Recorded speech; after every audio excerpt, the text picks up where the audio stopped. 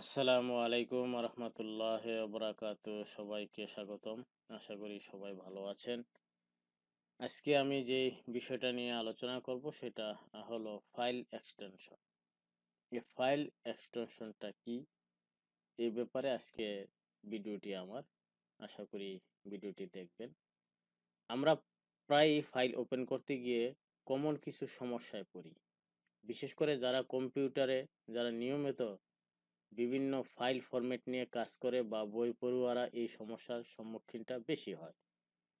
আর এই সমস্যাটা হচ্ছে ফাইল এক্সটেনশনের সমস্যা। এই ফাইল এক্সটেনশনটা কি? এই ফাইল এক্সটেনশনটা হচ্ছে ফাইল ফরম্যাটের নির্দেশকারী একটি সূচক যা ফাইলের নামের শেষে যুক্ত থাকে।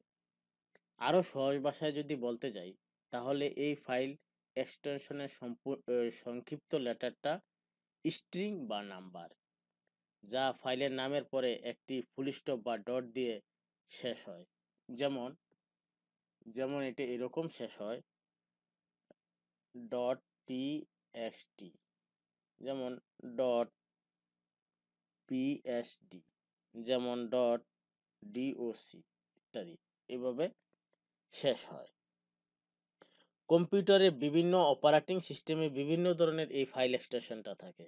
যেমন কম্পিউটারে বিভিন্ন ধরনের ফাইল এক্সটেনশনটা এরকম থাকে যে ডিওসি,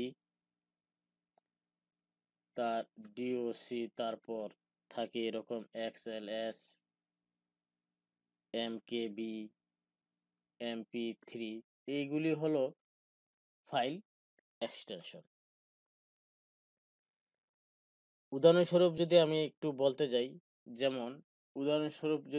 বলতে যাই, একটু লক্ষ্য করুন। আমার একটি ফাইলের নাম মাই রিপোর্ট ডট টিএক্সটি। এটা আমার একটা ফাইলের নাম মাই রিপোর্ট ডট টিএক্সটি। এখানে ফাইলটির এক্সটেনশন হচ্ছে ডট টিএক্সটি। এটাই হলো ফাইলের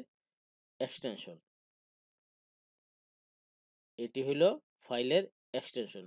আবার মাইক্রোসফট ওয়ার্ড ডকুমেন্টের ফাইল এক্সটেনশনটা হচ্ছে, আমি যদি একটু লাইভে গিয়ে দেখাই এক্সটেনশনটা আসলে কি, সেটা হলো এটা আমার একটি ডকুমেন্ট বা ফাইল।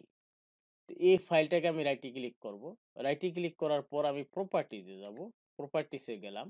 প্রপার্টিসে যাওয়ার পর এখন একটু লক্ষ্য করুন যে আমার এই টাইপ অফ ফাইলটার নাম কি? Microsoft Excel worksheet.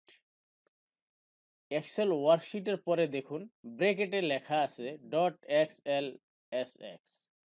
এই যে লেখাটা, ব্র্যাকেটের ভিতরে যেই লেখাটা, এটাই হলো ফাইল এক্সটেনশন। আমি যদি একটি মাইক্রোসফট ওয়ার্ডের ফাইল এক্সটেনশন দেখতে যাই, সেটা যদি আমি দেখি, দেখুন আমার এটার ফাইলটা হলো মাইক্রোসফট ওয়ার্ড ডকুমেন্ট। ফাইল এক্সটেনশনটা কি? Dot DOCX. এটা হলো আমার ফাইল এক্সটেনশন। আমি যদি একটা পিডিএফ ফাইলের এক্সটেনশনটা আমি একটু দেখি, সেটা হলো এরকম। দেখুন, মাইক্রোসফট এজ পিডিএফ ডকুমেন্ট, এটার এক্সটেনশনটা কি? ফাইল এক্সটেনশনটা হলো ডট পিডিএফ। আশা করি ফাইল এক্সটেনশনটা আসলে কি আমরা বুঝতে পেরেছি। সবাই ভালো থাকবেন, সুস্থ থাকবেন, সবার জন্য শুভকামনা।